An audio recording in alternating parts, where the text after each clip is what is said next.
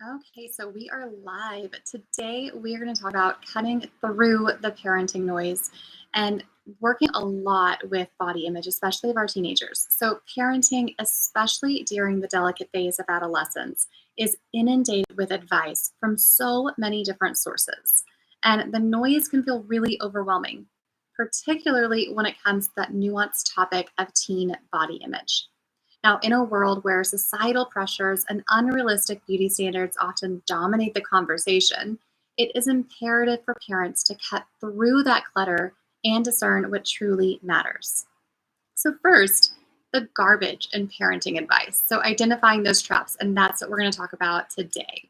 So, in our quest to support and guide our teens, it's crucial to recognize those potential pitfalls that are everywhere in the conventional parenting advice. So, we're going to dissect some pretty common traps. So, trap number one is societal pressure pitfalls. Parenting advice often overlooks that profound impact of societal pressure on our teens. The standards set by society significantly influence how our teens perceive themselves, and not just our teens, but also ourselves as adults. I mean, I don't know if anyone's seen the Barbie movie, but that monologue was amazing. And I think it did such a great job of showing all of the societal pressures that are put on all of our females, especially and definitely our teenagers. So, the conventional wisdom really fails to acknowledge the unique challenges that our teens face in today's fast paced and image centric world. Another trap is unrealistic beauty idols, which is such a harmful narrative. Now, this prevailing narrative on beauty standards often perpetuates unrealistic ideals, contributing to the struggles that our teenagers endure every single day. This narrative is often fueled by media, social media especially, and cultured norms, and it can lead to self esteem issues and especially body dissatisfaction. So, identifying and rejecting this harmful this narrative, is a crucial step in fostering a positive body image. And I mean, we see it everywhere. There's so many different, oh my gosh, I can't think of what the word is. Things like filters. That's what I was going for. There's so many filters everywhere. Everything is photoshopped. I mean, you cannot pick up a magazine without seeing a photoshopped image because it's literally on the very front page.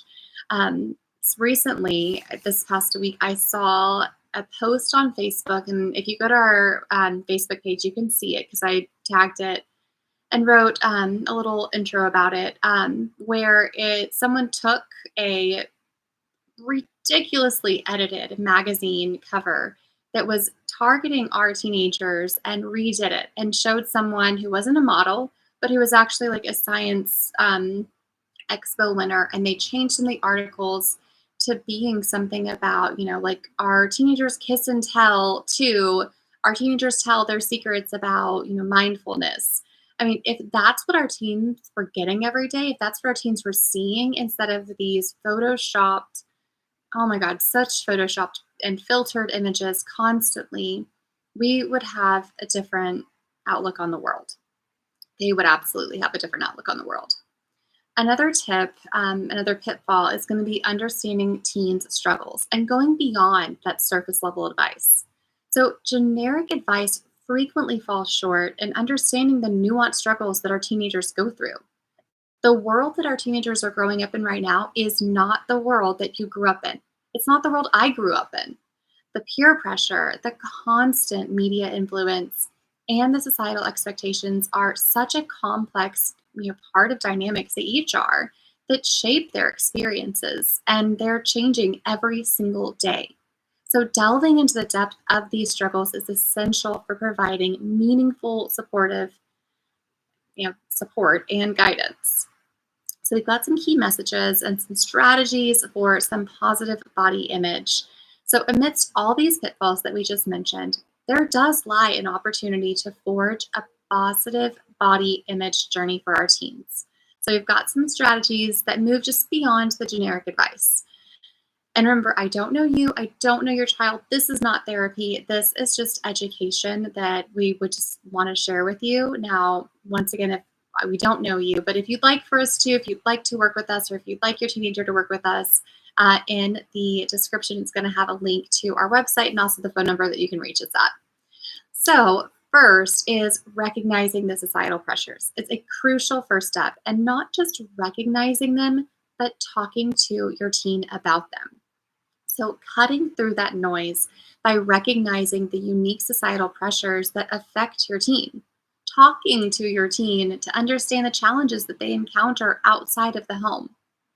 By acknowledging these external influences, you help to create a foundation of meaningful discussions about body image. And this isn't just a one time conversation. These are conversations that need to happen maybe weekly, maybe monthly, depending on your teen, maybe daily if it's something that is really important. And if you need external help, if you need help from a therapist, reach out. If we don't work in your state, we can connect you with someone who does. So, encouraging uniqueness is our second step, that embracing individuality. Rejecting unrealistic beauty ideals and encouraging our teen to embrace their uniqueness. Fostering a sense of individuality by celebrating their strengths, their quirks, their qualities that make them stand out, and reinforcing that message that beauty comes in so many amazing and diverse forms, and encouraging them to appreciate and love their unique attributes. One of my favorite things I love to teach my parents that I work with is how to compliment your teen. Not just, great job or that looks amazing, but really complimenting, the effort that it takes to do things. Their internal and intrinsic motivations that they have that allow them to be successful, not just on the outside, but those inside qualities.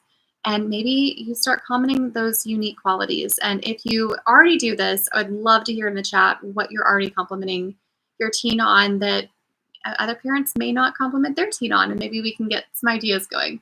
The third tip is nurturing understanding. So diving deep into your teen's struggles. And if you don't already have open communication, this is going to take a little bit of work. It really is. And even if you do have open communication, maybe it's not as open as open as you'd like it to be.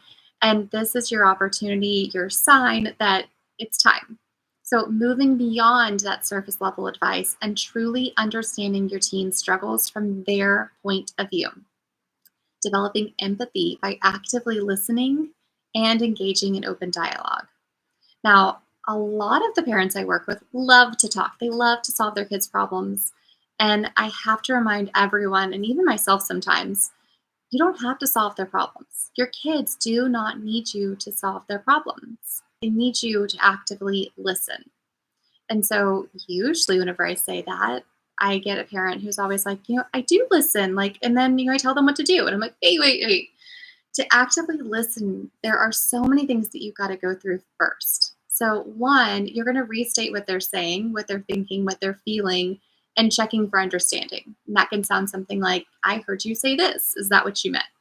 And, I heard you say that, your friend really wasn't, was ghosting you today and it made you feel really lonely. Is that what you meant? And give your child a moment to be like, yeah, that's exactly what I meant. Like, it was so annoying. Or, no, like you weren't listening at all. And then them, correcting those misconceptions. And by actively listening, also validating what they're sharing with you. That can be those nonverbal cues of like nodding. It can be, the verbal cues of being like, oh my gosh, they did what? And actually being interested in what they had to say. And by doing this, you create a safe space where your team will feel comfortable expressing their concerns. And by nurturing a deep understanding of their experiences, you can then offer tailored support that addresses their specific needs when and if they ask for it. So, in the realm of parenting, especially concerning teen body image, the generic advice falls short. It's not enough. It is time to transcend, and honestly, it's past time to transcend all of that noise and seek insights that truly matter.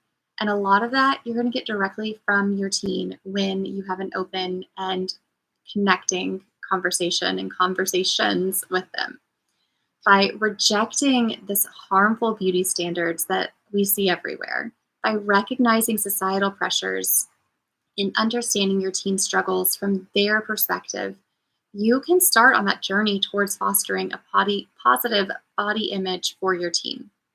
Now, your parenting journey deserves advice that goes beyond the generic.